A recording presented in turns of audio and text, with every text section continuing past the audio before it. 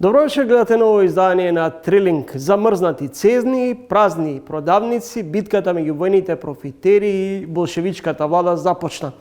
Во бојкотот за производство на поевтин леп и темни инспекции во погоните. Во услови на ултиматум нема диалог.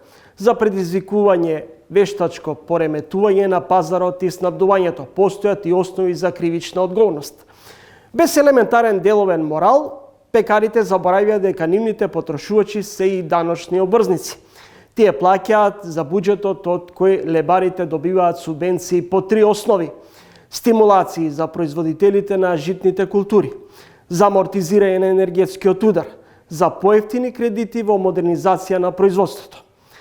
Поевтин леп нема, но затоа поскапите житни производи побрзо ќе се потрошат. Дали и ова е смислен начин на своевидна игра меѓу владата и производителите? Отсуството на контроли, обвладените ресори и институции, некој ги злоупотреби.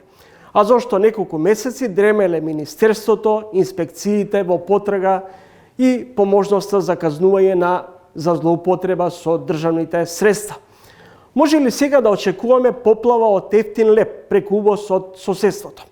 Дали бојкотот на пекарите е притаен договор со власта да се користат државните резерви со жито, кој всушност може да дозволи таков луксус во овие крајно ризични и деликатни услови? Ароганцијата и суетите се лични карактеристики, кога тие доминираат во политиката и бизнисот. Наместо решенија се создава конфликтност во општеството.